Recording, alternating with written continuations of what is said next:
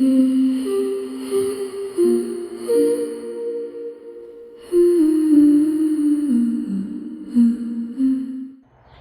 eyes can perceive only around 0.0035% of the electromagnetic spectrum.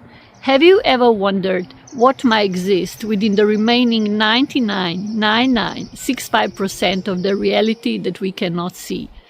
That question has followed me for years. In search of answers, I traveled to some of the most pristine, remote, and sacred places in Australia and the world. Ancient forests, deserts, rivers, seashores, caves. I was searching for places where the noise of everyday life becomes quiet, where the veil between the visible and invisible feels thinner. I wondered if I might learn to listen differently.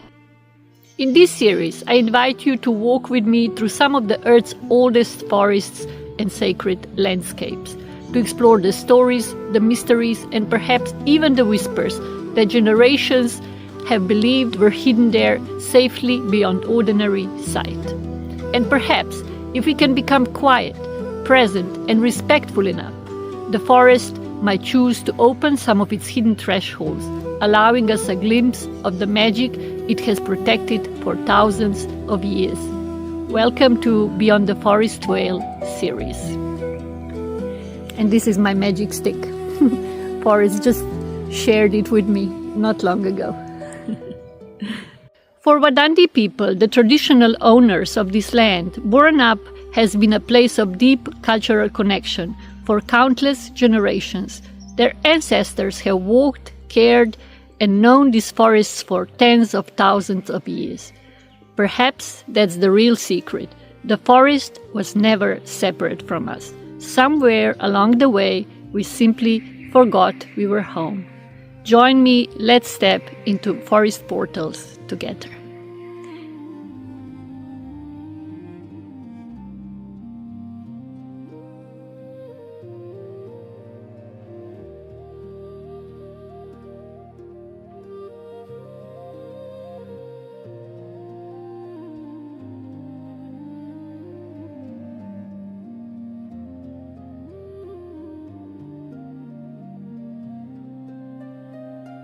What if trees have been trying to communicate with us all along, and we've simply forgotten how to listen? 20 years ago, if someone had asked me that question, I probably would have smiled politely and walked away. Today, after everything I've experienced, I no longer do.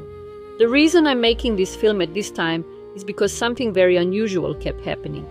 Within just a few days, 3 completely unrelated events all pointed me toward exactly the same place, to magical trees and forests.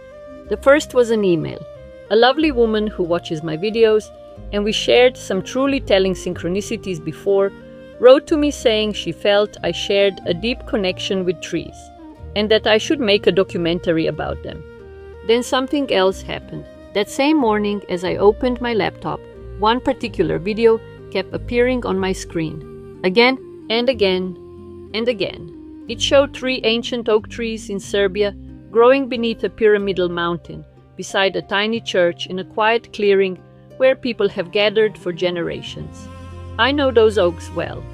Many who visit speak of unexpected healings, remarkable coincidences, and moments that quietly changed the direction of their lives.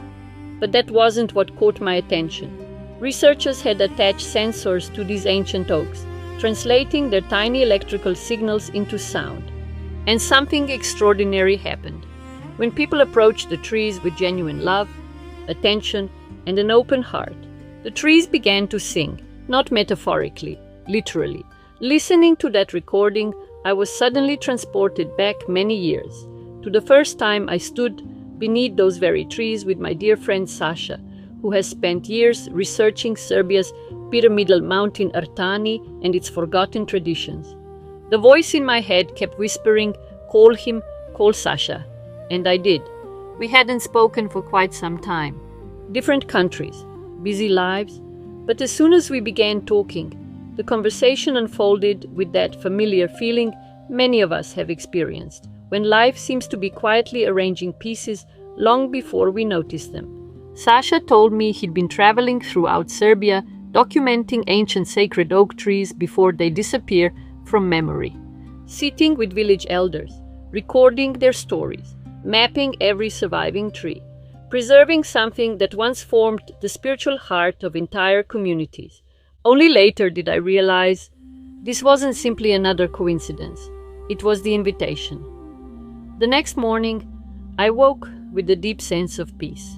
As I looked toward Grandfather Carey outside my window, I knew the trees wanted me to tell their story.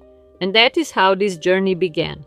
I began looking backwards, because the truth is, my relationship with trees didn't begin with Serbia, or Australia, or documentaries. It began when I was a child. I was quiet, introverted. I never quite felt I belonged in the noisy world around me. So I found friends somewhere else. Trees became my sanctuary. Even today, I remember nearly every tree I loved. Not long ago, I opened Google Earth and searched for the old apple tree beside my childhood home. I wondered if it had survived. It had. Seeing it standing there after all these years filled me with emotion. Me and my friends, we spent endless summers beneath its branches while our parents worked. That tree witnessed our childhood.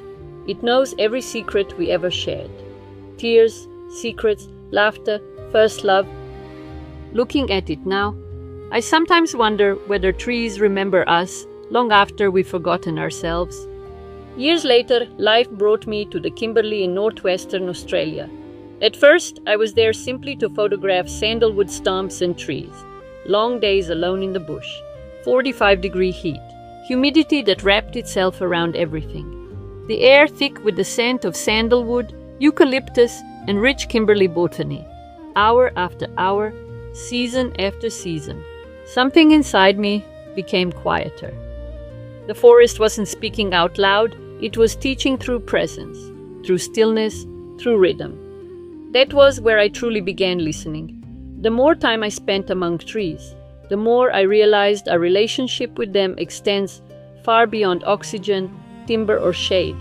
They invited me into their hidden world and show me some of their ways. They seemed to respond to kindness, to music, to quiet attention. They were looking to enter into my loneliness and respond to my growing interest and curiosity. I found myself asking permission before entering certain places, greeting old trees like old friends, not because anyone had taught me to, because it simply felt respectful. Perhaps that sounds unusual, but forests have their own language. You don't learn it with your ears. You learn it by becoming quiet enough to notice. Along the way, I encountered an idea I couldn't dismiss. What if some trees are more than biological organisms? What if, in ways we don't yet understand, they are ancient expressions of consciousness itself? After decades spent walking among them, I no longer dismiss possibilities simply because they don't fit neatly into our current understanding. Just recently, walking beside the nearby Margaret River after rain, I noticed something I'd somehow overlooked for years. Pairs of trees standing almost like gateways. Without really thinking, I began creating a small ritual. I'd stand before them, set an intention, then slowly walk between them, half playful, half deeply real. Each time I crossed that invisible threshold, something inside me shifted. Later, sitting quietly beside the river, watching sunlight dance across the water, a simple thought appeared. Perhaps forests don't merely surround us. Perhaps they help us remember parts of ourselves we've forgotten. Perhaps the veil isn't somewhere out there. Perhaps it's within us.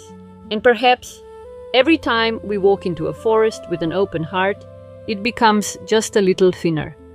Looking back now, I can see the forest was teaching me all along. Not in words, not all at once, but one quiet truth at a time. These are the first 9. This is what the trees help me remember about our relationship.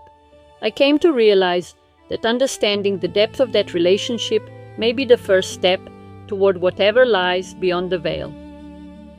If forests are ever to invite us deeper into their mysteries, perhaps we first have to remember how to relate to them.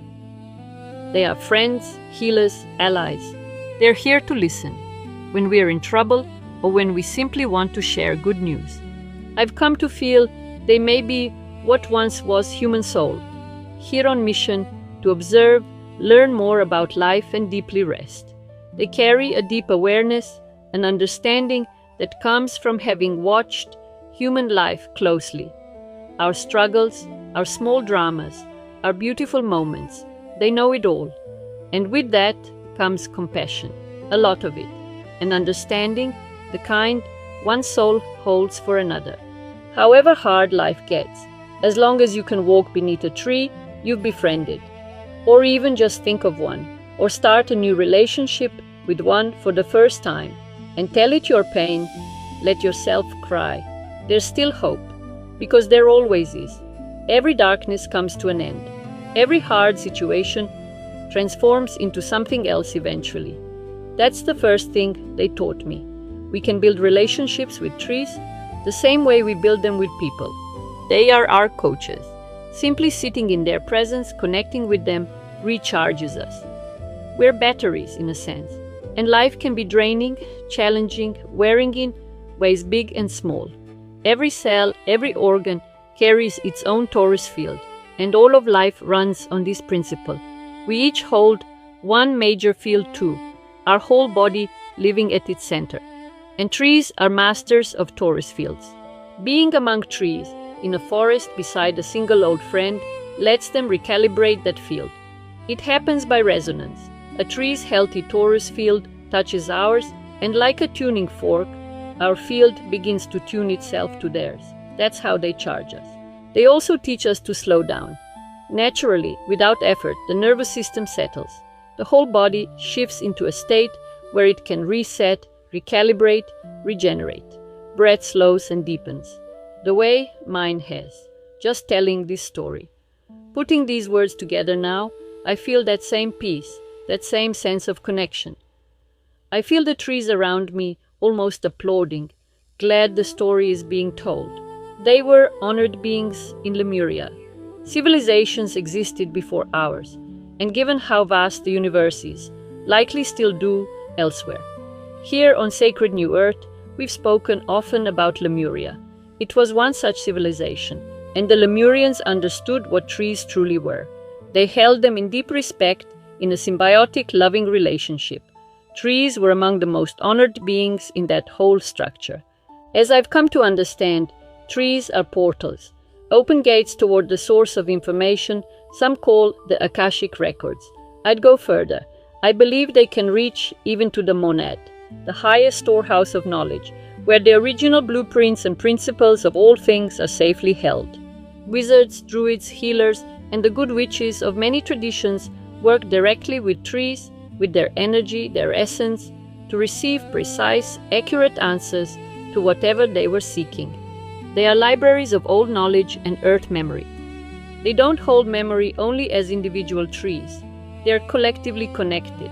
Through the mycelial networks beneath them, an energetic fine fiber, we cannot see exchanging information constantly. That connection is also part of what we've been calling the scalar grid here on this channel. The invisible lines running beneath and between them. Nikola Tesla's research showed that scalar waves travel faster than light, that the transmission of energy and information through them is instantaneous. This is how telepathy works, and it's how trees work too. It's how oaks I love back in Serbia can reach me here in Australia, because I've built a connection with them, a fine pathway made from love and appreciation and memory. That pathway lets them reach me when needed and lets me reach them. So they are libraries, wisdom keepers. When we need advice, a bit of light, to show the way out of a darkness where we can't yet see the path or the solution, trees can help more than we'd expect, especially if we manage to quiet the mind enough to really connect. It's like plugging directly into infinite knowledge. Trees are also a source of inspiration for artists, for creators, even for a mother who's run out of ideas for tonight's dinner. We usually reach for the internet first, but what if we stepped outside instead, sat with a nearby tree, went quiet and simply asked? The tree might know better than any search result what our children actually need. The reach is almost limitless, because trees are connected to everything, through their roots and through their branches both. Their roots grow deep into the earth, tying them profoundly, concretely, into her informational field. And their branches reach up not just to the sun, but through it, to billions of other distant suns, the ones we call stars. Stars don't disappear in daylight, they're simply out of sight. And stars, like our own sun, are portals too, sources of information, gateways into other realities. So trees are infinitely connected, root to branch, earth to galaxy, but only because they're grounded first. A tree only grows tall if its roots go deep, if the nourishment, the water, the stability are all in place below. That groundedness is what lets the branches safely reach as high as they do, up to the sun, to the stars, to other galaxies, and bring back down to us whatever information, whatever connection we're looking for, even perhaps a connection to someone we once knew on the other side of the universe. They are teachers of structure. Today's spirituality talks a great deal about love and light, and both carry real value. But healthy spiritual development needs other ingredients too. Among them, the capacity to learn, to create, and to build structures that hold together, that can withstand at least some pressure, that thrive for a stretch of time. We all want to put our energy into things that succeed: a meal, a home, a good relationship, and all of those require structure. For many of us, it means relearning something natural, how to start from scratch with whatever ingredients we have, how to attract more of what's needed, and how to bring it all together into something that works, function and beauty intertwined, not one at the expense of the other. Trees are extraordinary teachers of this. They're beautifully structured, every part playing its role so the whole can function. Roots, the pumping system that draws water skyward against gravity, photosynthesis, and the billions of quiet processes running every fraction of a second unnoticed. They show us, simply by existing, how brilliance of function and beauty, of form and love, can all live inside one creation at once. Symbiotic relationships.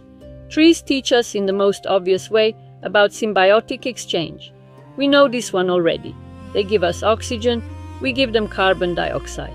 But there's so much more going on in that exchange than the textbook version. They give us everything we've talked about so far: the healing, the recharging, the wisdom, the inspiration, the connection to the stars and earth. And what do they get back? They simply love having us around. Once upon a time, trees were part of the family, part of the tribe, part of the homestead. They watched over the children. They were providers, yes, but more than that, they were present, engaged in daily life, even without speaking, even without moving, aware of everything, our troubles, our joys, our whole unfolding story. Active participants in our lives, whether we knew it or not. That used to be normal. It still happens on farms, though most people living further from the land have forgotten it. What they get in exchange for all of this is simple. They want to see us thrive. We are a part of this earth, custodians of it, carriers of it, not separate from it. And these days we're told over and over that we should feel guilty just for existing, for breathing, for the CO2 we produce, for being polluters. Yes, we do pollute. Yes, we've been disrespectful. But trees, with their enormous hearts, forgive us for that again and again, because they know we're children who don't yet know better. There's so much compassion in that forgiveness. What they want is for us to thrive, and for this whole environment to thrive again. That is the exchange. Our thriving is what they receive back for their love and attention. If we come to a tree and tell it our stories, share what we see and dream, they see through us. They get to experience, through our eyes, things they otherwise can't. And they wait for us, patiently, respectfully, waiting for us to come back and play again. I think this is what so many of us feel we're missing, without quite naming it. This deprivation, this sense that something's gone. What's missing is exactly this: being deeply immersed in life again, engaged with it, connected to it in close, soul-intimate ways. guardians of our rites of passage. Trees are helpers, supporters, and guardians through our rites of passage. They get excited when a child is born, when a young mother or father-to-be is near. The same happens when we sing farewell to a life. We've largely forgotten the old rituals and ceremonies that once marked these shifts, moving from one life phase into the next, or leaving this earth and this body altogether.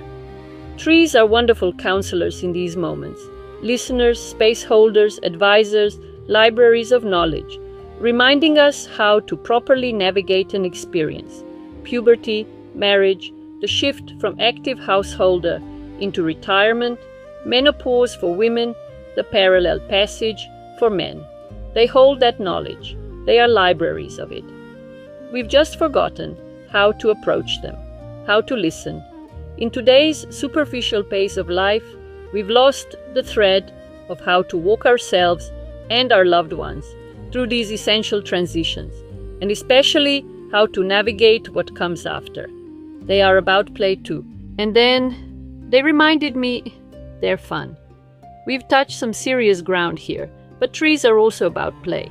Children love playing around them. Young couples steal their first kisses beneath their branches, hidden from watchful parents and elders. Trees have always offered that safe, shielded space for the first moments of intimacy and opening. In my own Balkan culture, this is everywhere.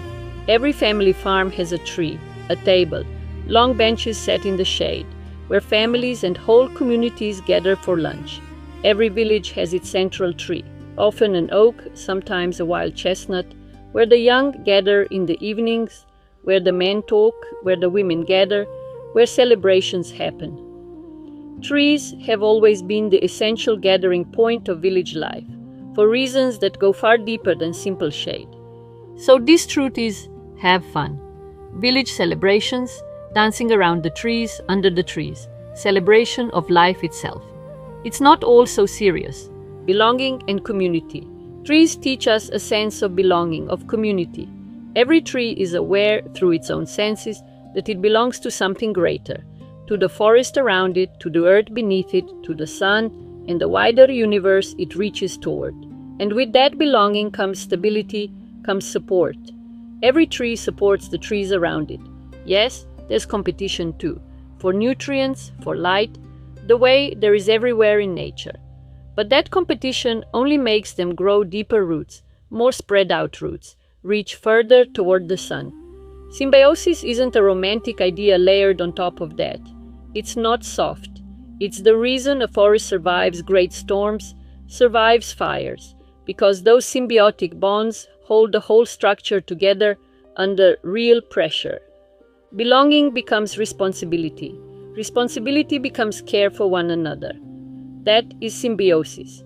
And most humans today live in a great detachment from all of this, from the natural world, from real, rooted life. Trees are the great teachers on our path back to remembering, back to the original way of living. Thank you for watching, for subscribing to this steadily growing channel. For every email and every beautiful response, it truly means a lot. I feel like we're becoming a community here, a community of lovers of life, aware of something larger than the enclosures we've lived in, personal, collective, and planetary. This is only the beginning. In the coming episodes, we'll continue stepping beyond the forest veil, exploring some remarkable mysteries hidden in the living world. We'll ask whether forests are far more than collections of trees, whether they are connected in ways we're only beginning to understand, whether they can become places where the visible and invisible gently meet. We'll follow questions wherever they lead, not with sensationalism or fantasy, but with curiosity, careful research, and an open mind. If that journey speaks to something inside you, I'd love for you to walk it with us. Join us on our next adventure as we journey even deeper into the hidden world of forests.